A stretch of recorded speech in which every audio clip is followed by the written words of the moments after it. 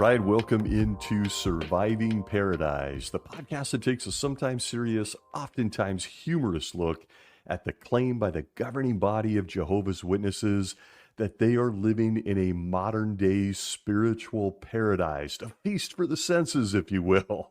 I'm your host, Stacy Bauman, former elder, ministerial servant, and a little guy raised as a J-dub in the 70s and 80s.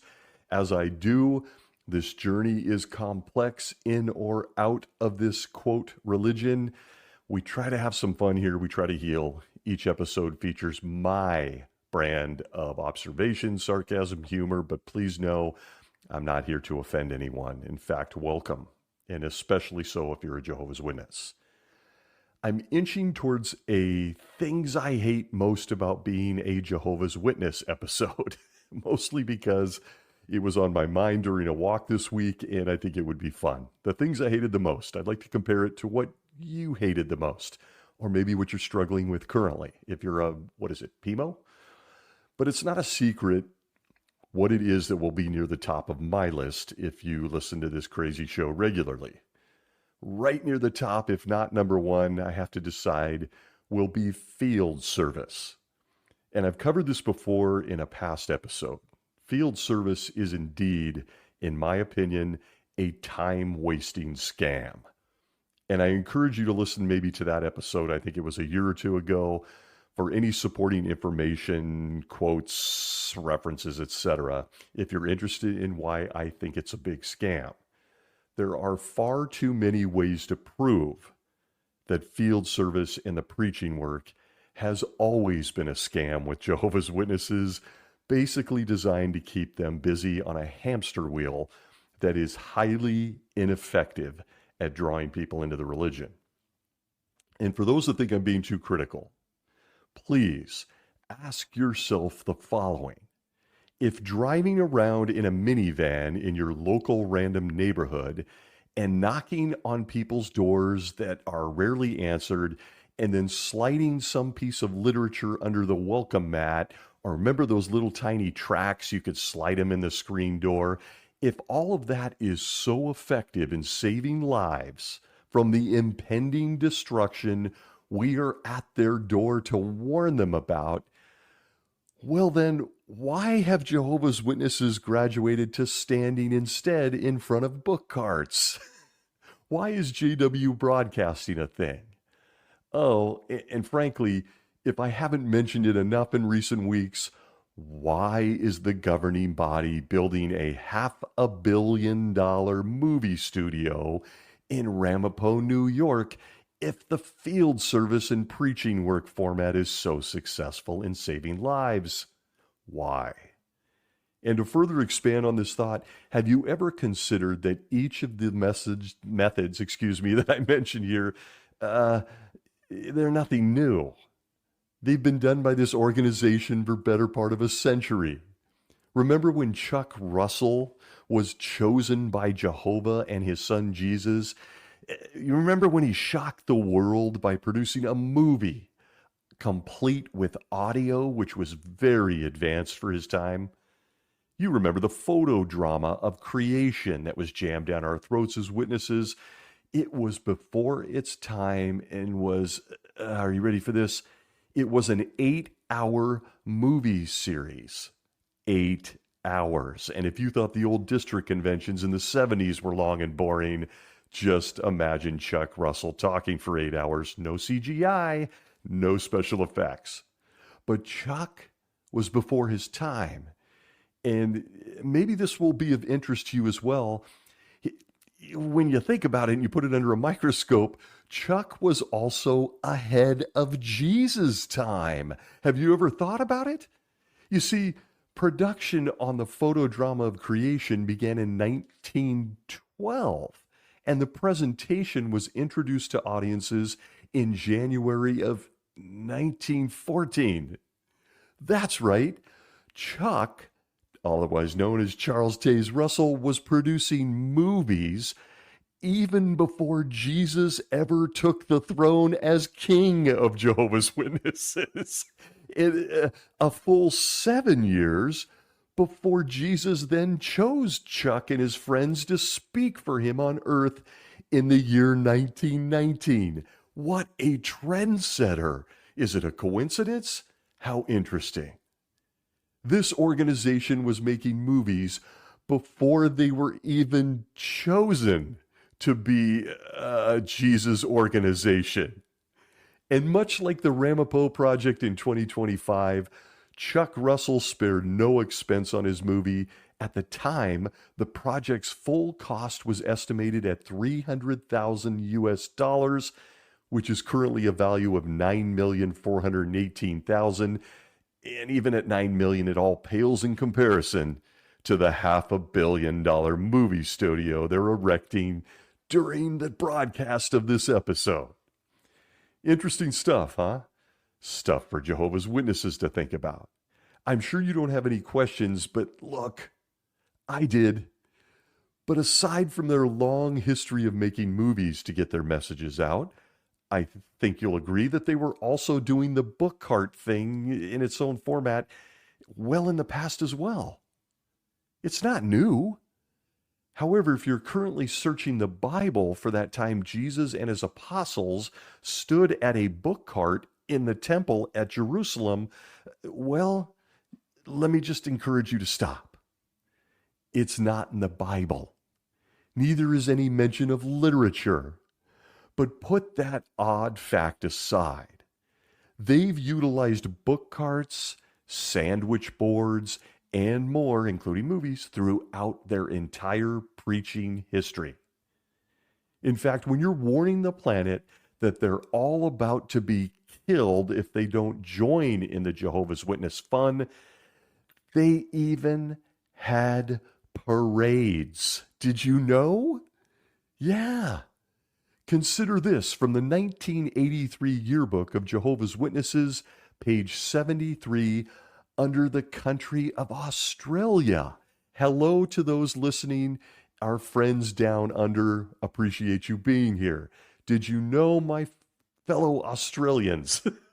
It says this in the yearbook, quote, by this time placard marching or information parades had become quite a feature of kingdom publicity.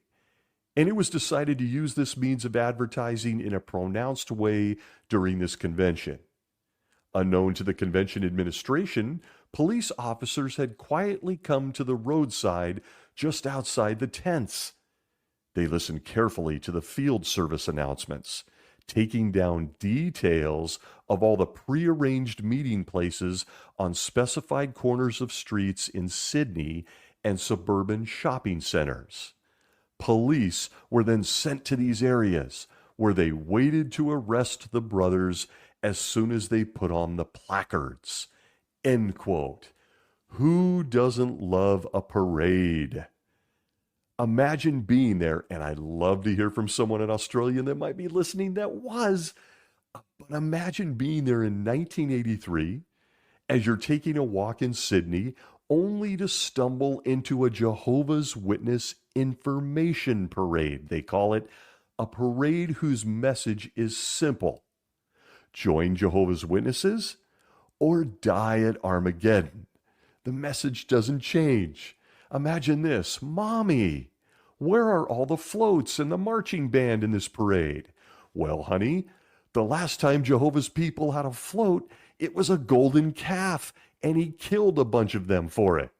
Oh, and the missing marching band? Well, honey, Jehovah had one of those at one time at Jericho.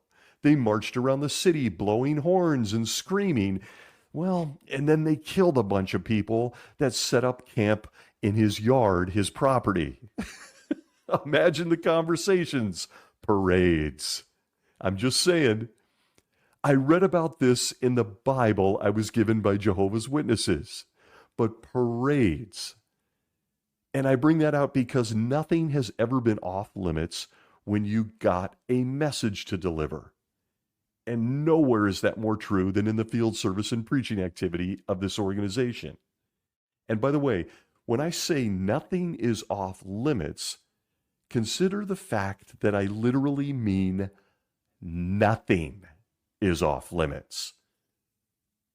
Consider this from the Watchtower Library, where it says, quote, For instance, we may have a doctor's appointment and know we will have to spend time in the waiting room.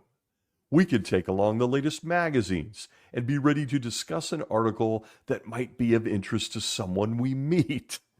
In such a setting, we might begin by talking about how good it would be if sickness did not exist, and then tie in the hope of the kingdom by sharing a specific point from the Watchtower or Awake. The Bible? No, Watchtower or Awake. I'm reading that correctly. Back to the quote. Depending on the circumstances and the interest shown, a subscription could be offered. End quote. I mean, this is from the faithful slave on preaching. And come on. You're at the doctor's office there to meet with them about a health issue, perhaps even something scary, painful, or getting terrible news from the doctor. But imagine you're sitting in the waiting room, along comes Sister JW Pioneer Lady, and well, she doesn't care about your privacy, your space, or even HIPAA laws. She has a message to deliver, and for a great deal of this organization's history, time to count. And well, we all learned how to read a room, even a doctor's office waiting room. We learned how to do that at the service meeting, remember? And you might remember those Bible stories of Jesus low-key inching up to a sick person and offering the Watchtower and Awake, right? You remember those.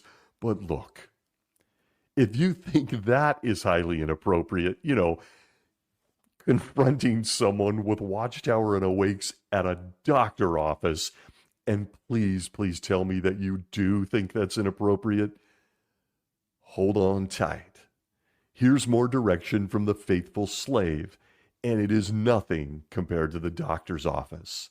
From the Watchtower of 1958, shows how long they've been doing this, October 15th, page 624, Jehovah's Witnesses were told this, quote, in the United States, it is a custom for mourners to decorate the graves of loved ones on what is known as Decoration Day, May 30 each year. So, Jehovah's Witnesses made it a point to visit cemeteries on that day with the comfort of God's resurrection hope as contained in special issues of the Watchtower and Awake. End quote. Huh? You're there just trying to honor a dead loved one. You are dealing with unimaginable grief. You might be scared. You might be lonely and in pain. You've lost a spouse, a child, a grandparent. Sharing a deeply intimate moment with yourself or someone else in the family as you're there to remember someone you can't replace. You might be crying. Well, why do I put this on my list of things I absolutely despise about Jehovah's Witnesses, and my time is one? You're standing at a gravesite, and I'm here to give you a Watchtower and Awake magazine. You simply can't believe this is real. But I'm here to tell you it's true. They did this in the congregation I was in. Never did I do it. There are many levels of sick in this organization, but the fact that you're trying to leverage death as an opportunity to pounce on a vulnerable person, I ask you, is there anything worse? This is the direction Jehovah's Witnesses are supposed to believe comes from Jesus to the faithful and discreet slave. And you might remember this. You might remember that time when Lazarus was dead and his sisters were crying, and Jesus inched up to them at the tomb site, handed them a Watchtower and Awake, and said, "Be patient, I'll be back around and Lazarus will live again." It's an unbelievable piece of their ministry, and it's in print. When you look at Jehovah's Witnesses and their preaching efforts in 2025, I'm here to say that not much has changed. Same stuff, slightly shinier surface. We still have movies like Chuck Russell. We still have placards. We still have parades, and we still have literature. I guess I do have to say that replacing the Bible itself with tablets is a fresh look. Let's give credit where credit's due, as long as Satan doesn't hijack your Wi-Fi when you're trying to witness to someone with your new fancy tablet. Needless to say, with the impact of preaching reaching an all-time low in this organization, I want to emphasize that I believe preaching in the format that Jehovah's Witnesses do is pointless. It's pointless. It is a broken model. It's busted. And I don't believe it was ever necessary to begin with. At least not when it comes to spirituality. It works great in sales. Sales is a numbers game, folks. People's souls, lives, and psyches? Not so much. I'm dedicating this week and this show to inviting you, and here's where you can bail if you like, to visiting one of the dark corners of my mind. So you, my dear friend and listener, have been warned. With all these efforts to preach and how they do it, I found myself asking, why? Why are we doing this? I asked myself this even as an elder. I couldn't shake the why in preaching. Now you may think, come on, man, that's easy. Come on now. Jesus told his apostles, he told us to here, and here in the Bible, go out and preach. But stay with me for a minute. Even as I say that his command to preach always struck me as equally weird. It's a strange command based on the entire context of the Bible. Why? Well, now's where you can jump, but come with me if you will, as we visit one of my favorite Bible verses. A verse in the Bible that served two purposes in my life as a Jehovah's Witness. One, it was a fantastic verse to read to those publishers that felt they didn't belong in the religion, that they weren't worthy, that they felt bad about themselves, that they were simply born into the religion, that in fact Jehovah was rejecting them, even if he was doing it slowly. People really felt that way. I did many shepherding calls based on people's painful self-esteem and emotions, that they didn't belong. And so this verse I'm going to share was a great verse to read to the underdogs of the organization. People like the fatherless kids, those suffering from depression or low self-esteem. There are many different things. But now, same verse, which I haven't shared yet, but now for my version of duality. The verse I'm about to read also seemed to make the preaching work completely pointless. Pointless. A waste of time. And you may think I'm reaching, and that's fair. I want to say that's fair. This is from a deep corner of my brain. Come along for the ride or don't. But I'm being honest when I say that I have never shaken the thought that this verse in the Bible and how it was applied, well, it makes field service, parades, movies and their studios, and literature itself completely pointless. Here it is. In the Bible, at John chapter 6, verse 44 of the New World Translation, we are told by the Holy Spirit and Jehovah himself, quote, "No man can come to me unless the Father who sent me draws him." End quote. The words of Jesus. Yes, this is perfect for that person that doesn't feel they belong inside the organization or that Jehovah loves them at all. It's easy to see they're only one of Jehovah's Witnesses and loved by him because Jehovah was looking around and he thought they were a swell person. And Jehovah himself personally got involved in drawing them into Jehovah's Witnesses. Oh, there's tears and hugs, and everybody feels better when you read this verse. It is really comforting when shared with someone in pain that believes in Jehovah. But that duality again. You can likely see where I'm going with this. Let the questions begin. Questions like this. Does Jehovah like wasting our time even as Armageddon is imminent? Could come any second.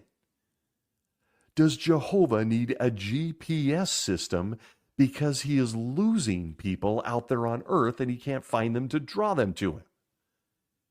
Is Jehovah familiar with the concept of efficiency?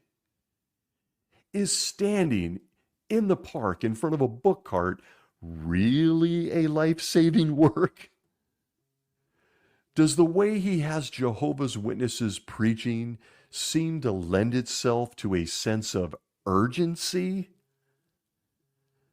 Putting those and valid, pertinent questions aside, why is anyone going out preaching when Jehovah himself can just personally draw someone to him? I know.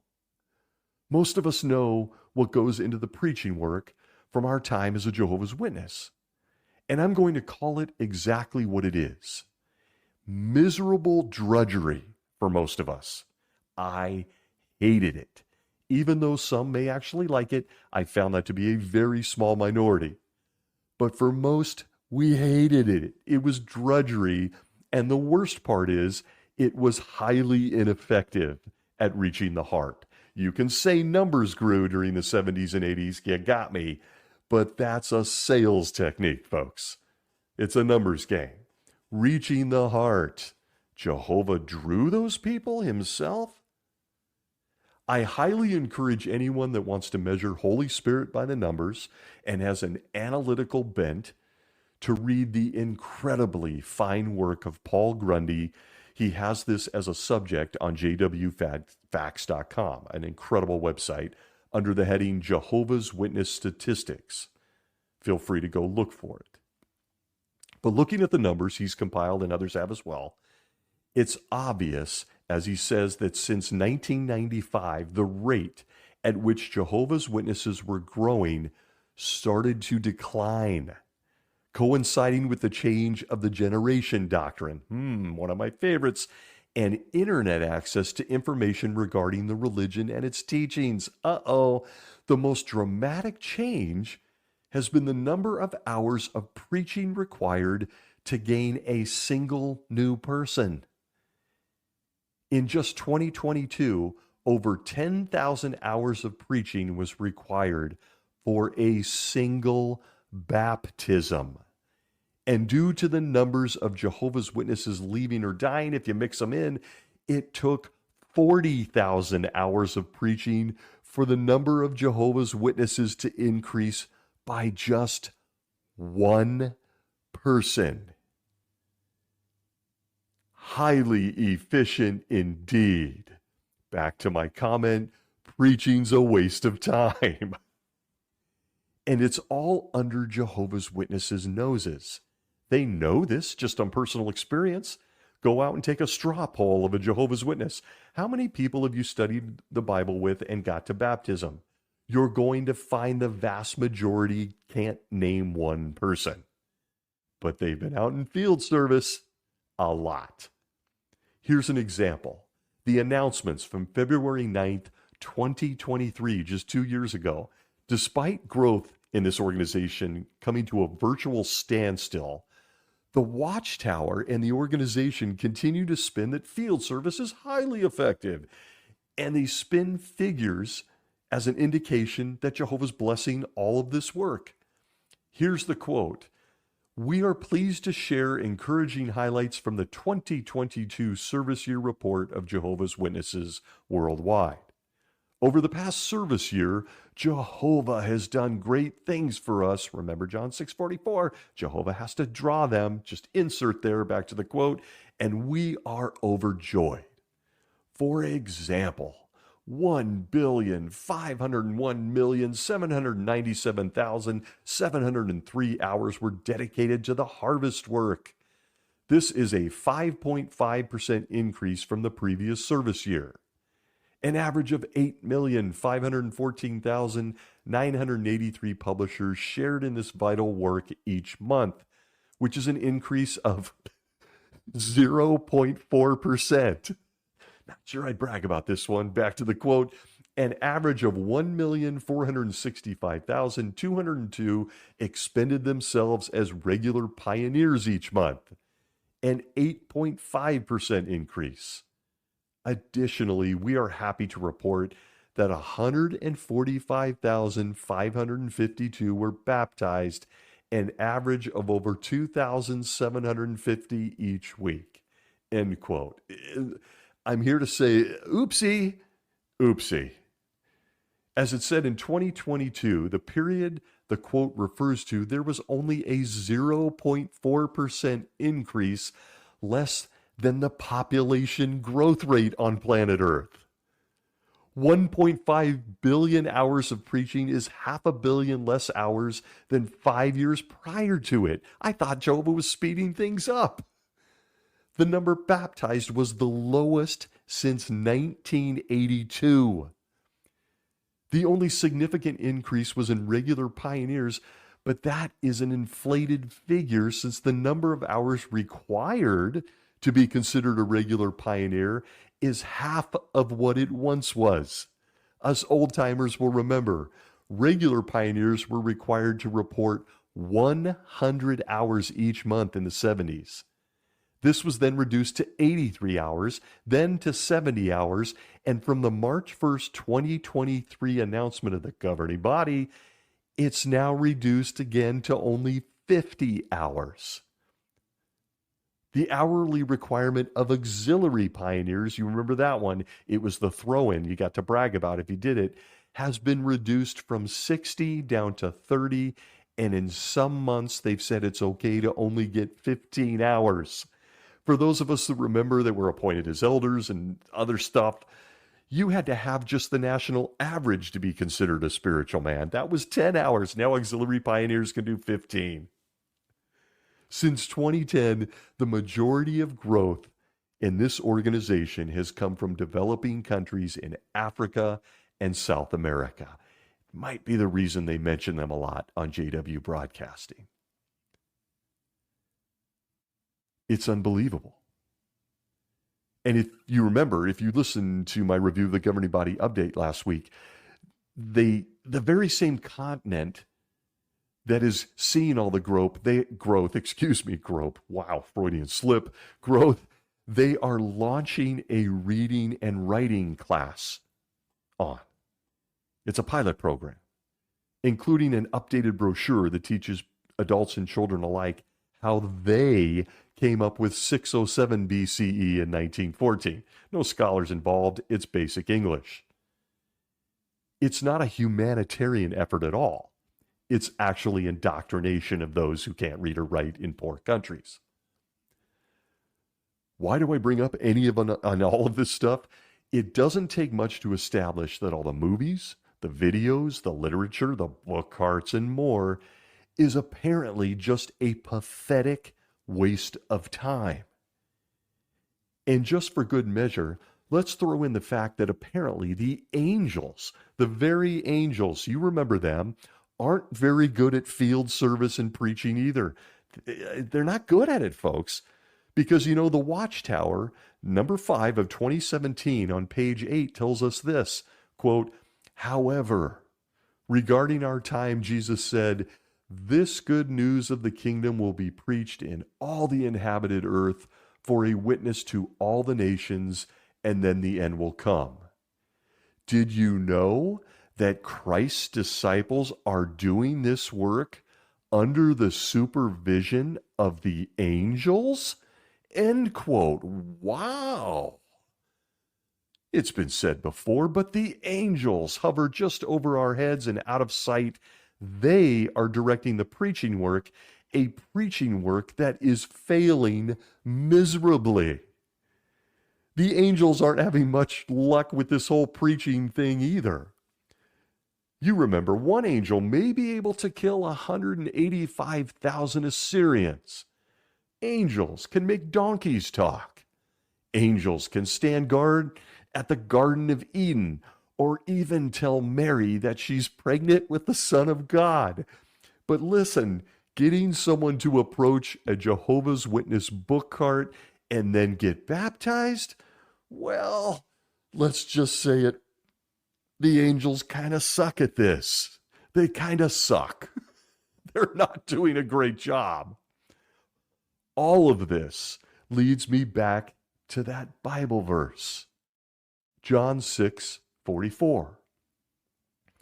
All of this nonsense, the time wasting, the resource draining preaching is going on and on and on when none of it matters, because the Bible tells us that Jehovah will personally draw the next Jehovah's Witness himself. He's going to do it. So for a witness looking at all this preaching work, all these years you've spent doing this, all these book carts, movies, blah, blah, blah, make it make sense with each passing weekend, because that is when at least I would go in the field service back in the day. I found myself continually contemplating this. John 6:44. I would drive out to a random neighborhood with my book bag in the car, hating every second of it, and drive by churches with parking lots filled with cars. In other words, from my standpoint, there appeared to be a bunch of people in my neighborhood going to random churches that really seemed to be searching for Jehovah. They weren't in the right spot, but they were in church parking lots. They were there to learn about God. They were looking for him. And I found myself driving by, about to knock on doors that no one would answer. Is there any way Jehovah, according to John 6:44, could just send them a message to talk to me or open their door? Could he talk to all those kind people seeking him in that church parking lot down the street that I just passed? Could he tell them, hey, you're looking for me, and thanks for going, you're in the wrong spot. Talk to a Jehovah's Witness. John 6:44 says that's what he does. Were all of those people in the church parking lot, were they really all people deserving of death at Armageddon? Because, well, apparently Jehovah just didn't take the time to draw them to him. They seem to be looking for him. Can he just draw them? Nope, killing them's a better option. Okay. Again, I'm going to say it now. Make it make sense. There are billions of people on this planet looking for Jehovah. As an example, from Publication Education, a resource for today's elementary and high school teachers, we're told the following from January 2024. It says, quote, today, an estimated 85% of people worldwide identify with a religion, with the four largest religions, Christianity, Islam, Hinduism, and Buddhism, accounting for over 77% of the global population, end quote. Wow. With an Earth-wide population of over 8 billion, that is a lot of people looking for Jehovah in one way or another, in some form. And that's only the Earth's four largest religions. How many other individual people are searching for Jehovah on their own? If I'm Jehovah, or maybe one of the angels, let's be straight about this. That's like shooting fish in a barrel. These are the highest populated places on earth looking for answers to spiritual things. They're looking for Jehovah. So many people putting in the effort to find the true God or the true religion in Jehovah. If you have a minute, you don't feel like doing anything about it, despite saying you need to draw them. Your idea is putting up some book carts and invisible guys hovering over us just out of sight? Is that what you consider drawing them to you? Meanwhile, I'm in this minivan on a Sunday, hoping I'm not wasting another couple of hours circling the block, then making up a return visit that just happens to be near a coffee shop 30 minutes away so I can take a break from this grueling search for souls. That's the life of a Jehovah's Witness in the preaching work. Jehovah's Witnesses teach that Jehovah is sitting around up there in the cosmos, just waiting to draw people to him, and that he is easily found and ready to hand out a hug. Consider Acts 17, 26 and 27 of the New World Translation, which says, quote, and he made out he made out of one man every nation of men to dwell on the entire surface of the earth. And he decreed the appointed times and the set limits of where men would dwell, so that they would seek God, if they might grope for him and really find him, although in fact, he is not far off from each one of us. End quote. So we are told he's not far off from us, but almost no one on this planet can find him unless Jehovah's Witness studies the Bible with them? Really? Is this the reason for the movies and the movie studio? Maybe making movies would be better? Therefore, the Ramapo Movie Studio Project? I don't know. And I just say, oh, wait a minute, you already tried that one, Chuck Russell. Huh. Can we get people to wake up by making the sun stand still like you did for Joshua? That will get people's attention. That'll draw them. And maybe they'll come to the memorial this month. Look, the sun's standing still. It's Jehovah's Witnesses. No? Can we ask the unthinkable? Jesus show us how to make return visits himself by, he himself coming back to earth for a return visit? Can we ask for that? How about a one-night-only public talk to planet Earth by Jesus on a return visit, telling the planet that Jehovah's Witnesses are the only ones that have it going on? That the governing bodies in upstate New York, well, they're his guys, like he did with the apostles after all. He's done it before. Can we ask for that? No. But John 6:44 says Jehovah is drawing people, and Acts 17 says he's not far off from anyone. But if he's not far off from anyone, why does he need a publishing real estate company to help draw people to him? The Bible says he does the drawing, no one else, and that he's not far off. What do we need Jehovah's Witnesses for? Is anyone else confused? You see, if I'm on the couch next to my daughter and I say, hey, I'm really very near to you, she generally doesn't need to hire a private investigator to find me. I don't think these Bible verses indicated being drawn to Jehovah is a game of Where's Waldo. Do you? Did you get that implication? And yet Jehovah himself told us in his book that he would draw each of us personally, and he did this and never mentioned an organization, a single book cart. He didn't even mention his angels. None of it. It was personal. On and on this goes. John chapter 6 and verse 44 was fodder for my brain. I was never able to shake the obvious. Why am I calling on all of these doors and leaving pieces of paper under welcome mats when Jehovah probably doesn't want them anyway because he didn't draw them like he said he would? Ever thought about it? Maybe the governing body missed something. Is it possible? Jehovah seemed to help his guys in the past identify those he wanted to draw to him.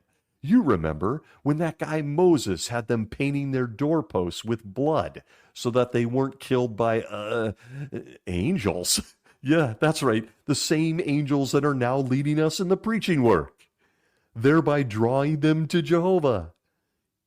But he identified them, little blood on the doorpost. Wasn't hard to find. Is there a reason Jehovah hasn't done something similar to save lives? Skip the book carts, and wasting tanks of gas, thereby ruining the environment with petrol and stuff. And how about the house where he is drawing people? Maybe it could just glow like a video game or something. That house, the one glowing yellow, go to that one. Is it too much to ask? The answer is clear. Apparently so. And I got to say, I know splashing animal blood on people's doorposts would probably be a bad idea. In 2025, you'll find yourself in jail. And look, all of these, again, are the recesses from a corner of my brain. I might be a weirdo, or in the least, I'm an overthinker. Guilty. But how does the Almighty draw people to him, then make Jehovah's Witnesses all go out and labor to find the very people he is already drawing to him? How does that work? And where do Jehovah's Witnesses get this idea from? Why do Jehovah's Witnesses believe this is the case and engage in preaching work and then slave away with outdated formats in trying to get people to draw them to a God we're told he's drawing them anyway? In the case of pioneers and missionaries, these folks literally waste their lives doing this, looking for people Jehovah has already decided he was drawing to him? What? In my mind, the answer to all of this is simple. It's much like all of the teachings from the governing body. They're nothing more than man-made, convoluted messes that always end up with the same answer once you start thinking about it. The answer is on the tip of their tongue constantly. You've heard it before. Well, good question, but listen, wait on Jehovah. See a past episode. But waiting isn't an option for thinking people. They need to understand. And by understanding, they need to be inspired to action. Why should they take action to call on people Jehovah is likely not drawing? Ever thought about that? No time wasted there. He doesn't even want them. Before you ever get to their answer, you have to consider what they teach about John 6:44. And I'm going to, for a few moments, as uncomfortable as this is for most, including myself, I'm going to get into full former elder mode. And it pains me to do it. You'll recognize the format. Let's start by overly dissecting the verse John 6:44 itself. Remember those talks? A whole talk based on a verse that we dissected down to the punctuation? Yeah, I remember. I gave them. But here it goes. I think you'll find this interesting, actually. The Greek word translated draw in John 6:44 is helkuo, which means to drag, literally or figuratively. Clearly, this drawing is a one-sided affair in John 6:40. It's very one-sided. Jehovah is drawing/dragging people. God does the drawing to salvation. It's Jehovah that does the drawing. We who are drawn apparently have a passive role in the entire process. There is no doubt that, of course, we respond to him dragging us. Most of us, if we're being drugged somewhere, tend to react somehow. But the drawing or dragging itself is all on his part. That's the Greek word in his book. So why the hell are Jehovah's Witnesses spending so much time, resources, and billions on this preaching thing? If that doesn't convince you to at least think about it, allow me to illustrate. And most of the guys, this is a guy thing, I'm a guy, can relate to this one. You're at a party. That girl you're in love with, she came with you and she loves to dance. She likes to dance. Come on, fellas, we've all been there. And she's begging you to dance with her. As soon as she asks, you feel your butt cheeks tighten because there is nothing as a guy you hate more than dancing. Mostly because you look like a convulsing walrus while she looks hot. Because women dancing is very hot. But she begs and she pleads. And then she begs you some more. Please dance with me. Finally, she takes you by the hand and enter the Greek word helkuo. She literally drags you onto the dance floor. You don't want to go. You even resist her dragging you. But you finally cave in and do as we guys do for the ladies we love. Try to focus on how great she looks dancing, even as you look like a dying fish out there. Don't look to the left. Don't look to the right. The other guys are watching you, or at least hoping you're not watching them. We are not cute dancing, but she drug you out there. There it is, helkuo in John 6:44. Jehovah himself is dragging people into his organization and by extension, his paradise earth. So a Jehovah's Witness should never feel bad if they suck at field service. I did. Man, did I suck at it. Or that even the angels who can level cities like Sodom and Gomorrah, can't then seem to find a householder or a Bible study, even when Jehovah is pointing at them and dragging that person in. They don't see it either for some odd reason. They can't find them, even as Jehovah drags them to the dance floor. And folks, this is the Bible's words, not mine. Understanding exactly what this verse is saying makes the entire program of preaching and all that comes with their version seem like a massive, massive waste of time. Even if or when Jehovah identifies someone or finds them, he is the one drawing them. That's the Bible. Or as we just learned, dragging them.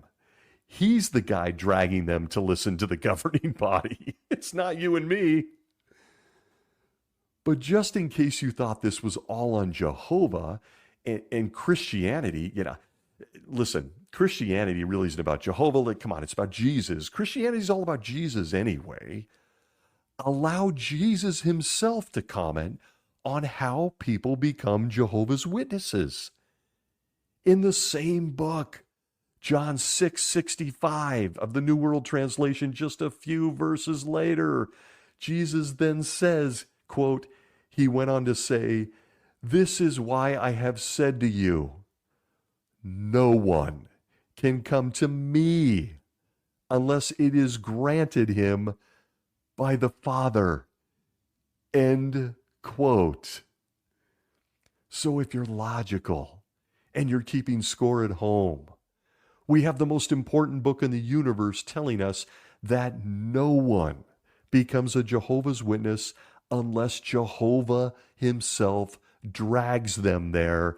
And no one can get to even know Jesus, his son, unless Jesus first gets permission from Jehovah, who will then drag them there himself. Bible's words, not crazy podcast host. Does it all make sense?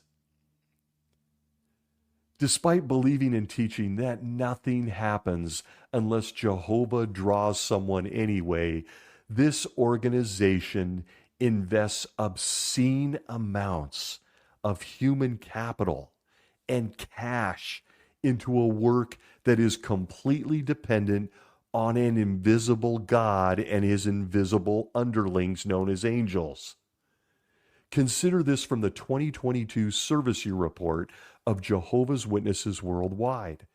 It tells us this on their website, quote, during the 2022 service year, Jehovah's Witnesses spent $242 million in caring for special pioneers, missionaries, and circuit overseers in their field service assignments. End quote. I know if you're like me and you listen regularly, it's a side point. 242 million sounds more like the 6 million they gave those people for disaster relief in SoCal, right? Okay, let's move on. How about another side point, though? They no longer share this kind of financial information in the service report. The reference I just gave you on the website, 2022, it is the last time they shared how much money they spend on field service assignments. Interesting? Nonetheless, the governing body commits this much money and human capital to a work they say defines them as Jesus' favorite guys and only organization. But even Jesus himself cannot draw people via field service. It is still only Jehovah that can draw people to him or his son. But you and I are supposed to devote our entire lives to this preaching work. And now for the confusing messages given to Jehovah's Witnesses. Consider this one. From the Awake of January 8th, 1990, page 11. Quote, Jehovah loves the human family, and through his son Jesus Christ, he draws people to Christ by contact with his word and his people. End quote for a moment. Did you catch that?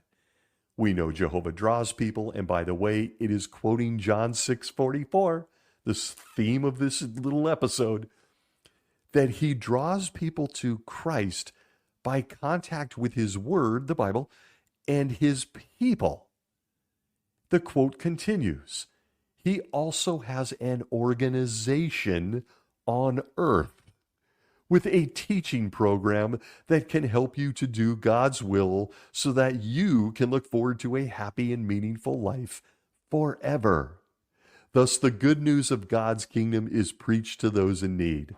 End quote. Now, I admitted at the outset that this subject was random and puzzling and fodder for my brain. But folks, there it is, in their words.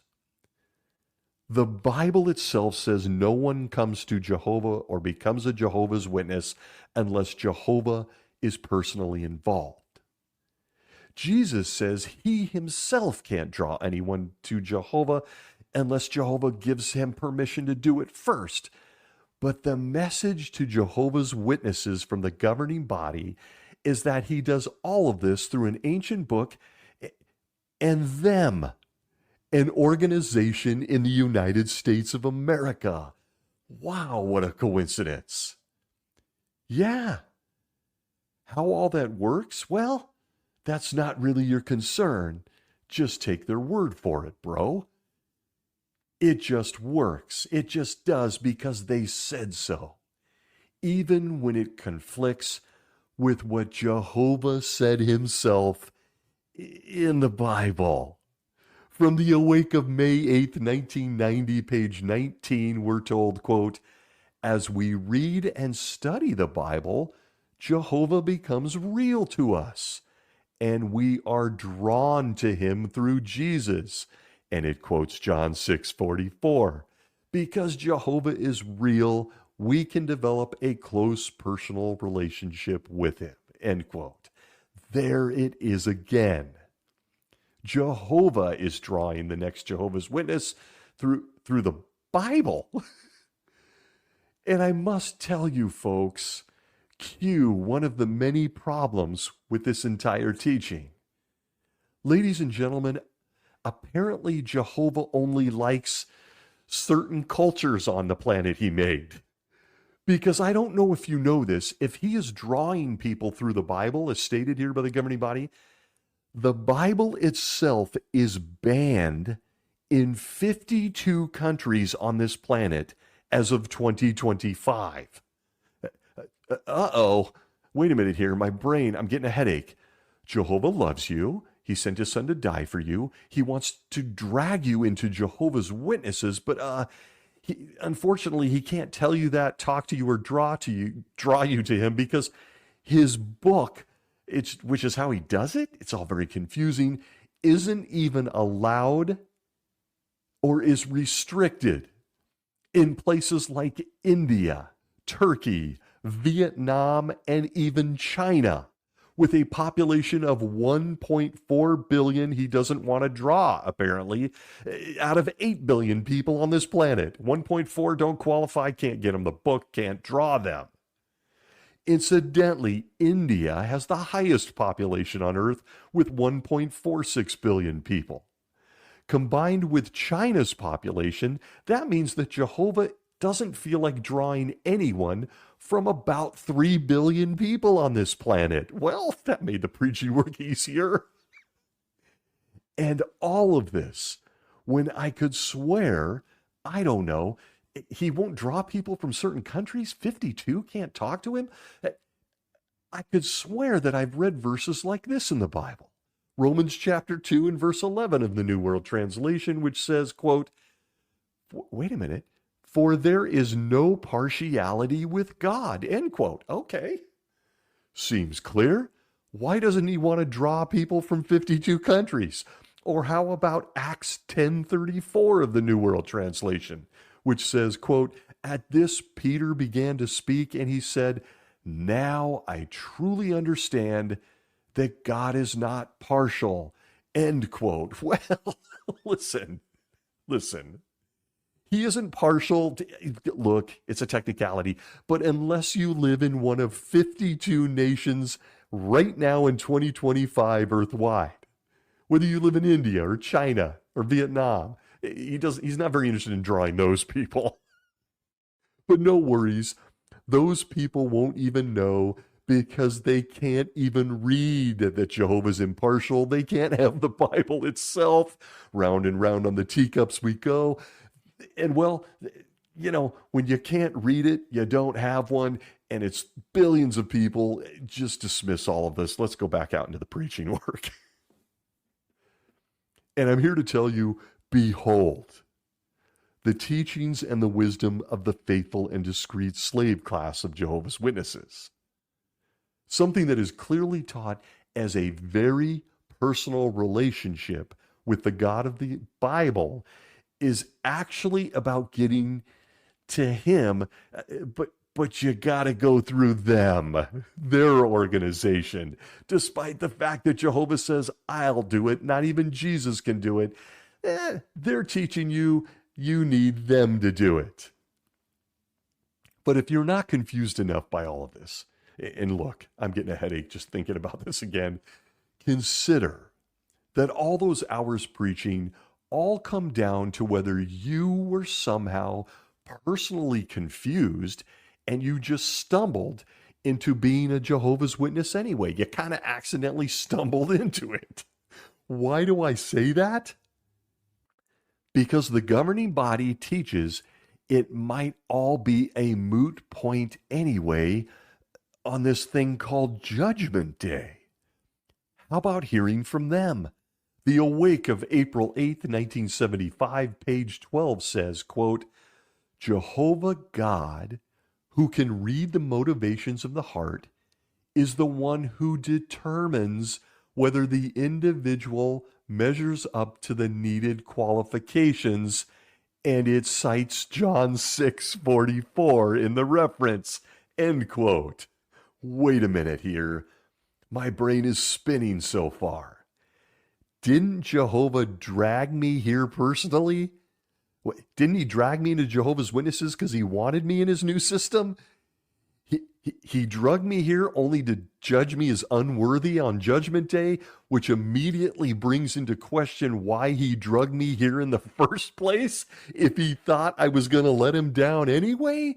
This is getting to be a pretty weird concept. And why am I out preaching if this is a possible result anyway? But now for my favorite complimentary Bible verse to my crazy thinking on all things John 6:44. They were my yin and yang. I put them next to each other. Join me as I show you a verse that seems to only add to the dense confusion around why Jehovah's Witnesses preach at all. Join me at Zephaniah 2:3 of the New World Translation. You're going to remember this one if you were a witness, where it says, quote, Seek Jehovah, all you meek ones of the earth, who observe his righteous decrees. Seek righteousness, seek meekness. Probably you will be concealed on the day of Jehovah's anger. End quote. Incidentally, the footnote to this verse in the governing body's New World Translation says that the use of probably, can also be translated as it may be that. Well, that clears things up, doesn't it? And yes, I have always been hung up on the word probably, and then I go to John 6:44, but he drew me. Wait a minute, was he a little unsure? Is he on the fence? It deserves its own commentary, this one, so I won't go too deep here, but it's not exactly the guarantee our puny human brains long for, is it? Not exactly. And it's only made worse when you cross-reference it with John 6:44. Jehovah drew me, and probably it's a good thing. Remember, we can stand on our head for a year. We can give our life savings to this organization. We can pioneer. We can be an elder. We can give up that scholarship to become a barber instead. We can even give our life obeying a made-up blood doctrine. On and on it goes. But none of those things matter. Literally nothing a witness does matters unless Jehovah drew him himself. And Zephaniah 2:3 is telling you and I to seek Jehovah, it says. In other words, we're told he's drawing us, but at the same time, we're supposed to go looking for him? I'm getting confused here. He's going to draw me, but I need to go look for him. Is that, huh? And I know the Bible lovers out there, and I respect those. The Bible is an important book. They're going to think I'm splitting hairs here, but I'm not. Look, I can chase Dua Lipa for months because she's beautiful. I'll likely be arrested for that. It's called stalking. But unless she invites me to her house, I'm going to go out on a limb and say I'm pretty sure she doesn't want anything to do with me. But I should keep seeking her anyway? Behold the teaching. This is what Jehovah's Witnesses believe. Jehovah draws you, but you have to seek him. What? That's a push-pull thing.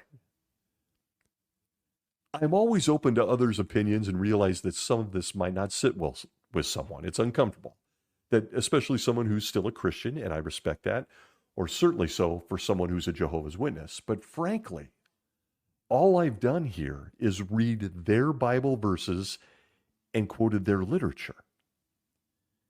And as someone who used to get on the stage at conventions and teach this stuff to the crowd of people listening to me, I have long been puzzled by all of this, particularly when billions of human capital and dollars are being spent on preaching.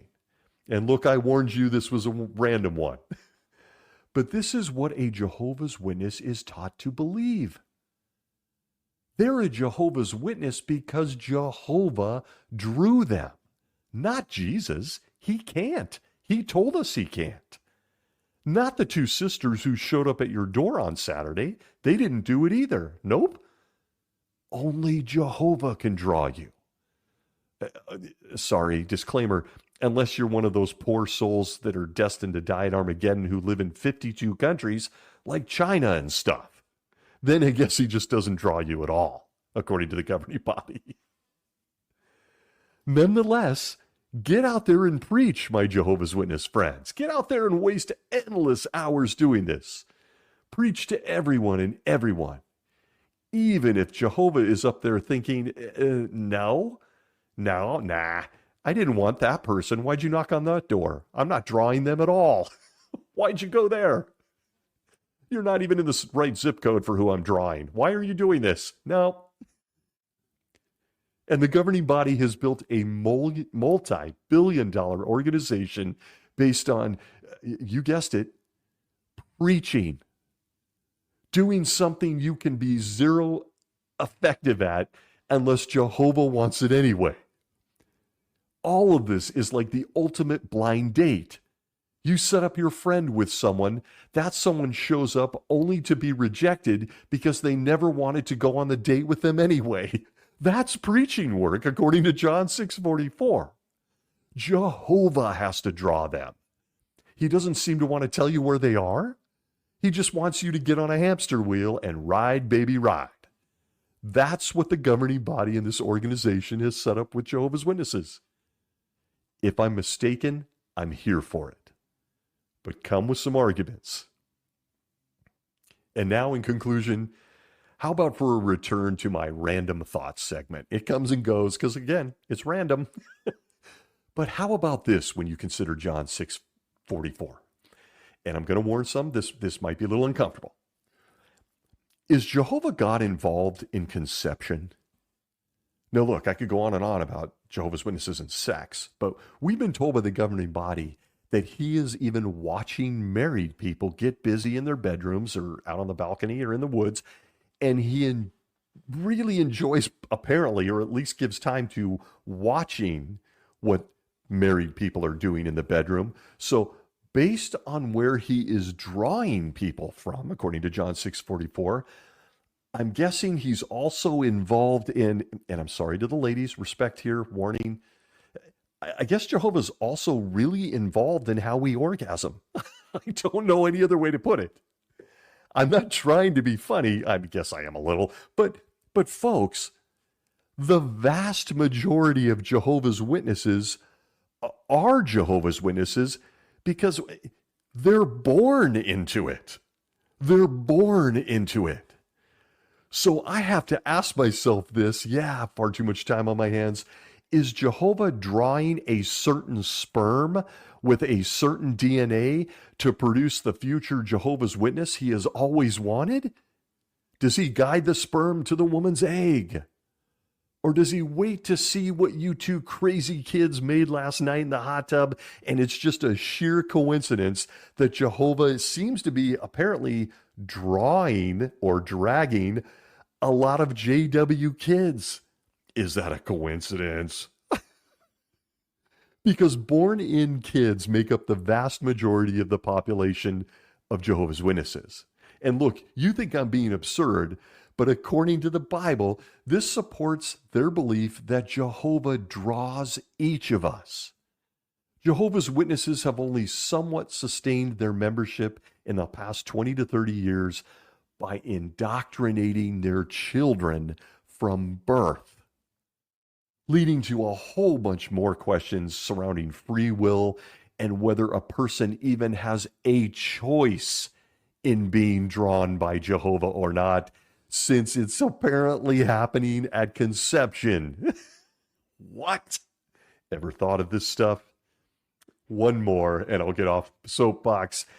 At what point did Jehovah draw someone like Judas into being an apostle, only to decide he wanted to revoke his dragging privileges?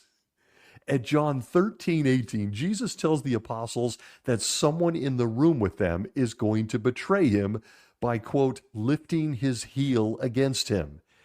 And look, it's a callback to the Bible book of Psalms 41:9, which says, quote, even the man at peace with me, one whom I trusted, who was eating my bread, has lifted his heel against me, end quote. Wait a second. Did Jehovah draw Judas like he does everyone so that he would actually kill Jesus? He drew him into it? When did he go from guy being drawn to be an apostle to a guy drawn to kick off the ransom sacrifice? When did that happen? Jehovah drew him. Jesus himself confirms only Jehovah draws people. Okay. Too many dark, complicated thoughts from the dark corners of my mind. I'll stop there. This is truly a subject that is better explored between friends over some adult beverages. But when it comes to Jehovah's Witnesses, it does offer up a long list of questions about the preaching work and all that's invested into it. I hope I've shared a few of those questions here today. I mentioned at the outset that I hated field service. I hated it for a long, long list of reasons, not the least of which is it's grossly ineffective. But not the least of those reasons was that I was a reader and I was educated. And the Bible stated as fact that it's Jehovah alone that draws, or in Greek, drags everyone he wants anyway. Why does he need me to be in this minivan on a rainy day, dreading the next hour and a half, out preaching? My conclusion was one many people come to upon leaving the spiritual paradise. And that conclusion is this. Essentially, using only the Bible, the preaching work is clearly nothing more than a lifetime hamster wheel built on distraction that gives the governing body some snappy marketing lines and headlines they can print. It's nothing more than metrics, like a sales organization. Metrics the 11 guys in New York like to roll out to humanity to prove that they alone are different from the rest of the planet. The questions only remain, even as billions are being spent. If you're a Jehovah's Witness, have you contemplated some of this? Have you contemplated what happened to Tony Morris? Wasn't he drawn? Oh boy, I could go on for an hour. But there it is. The Bible and the governing body seem to have a conflict. What you do with that is strictly up to you. I want to thank you for joining me this week. If you bravely stuck around for this, respect. Thank you for being here. Deeply appreciated wherever you may be. Be well.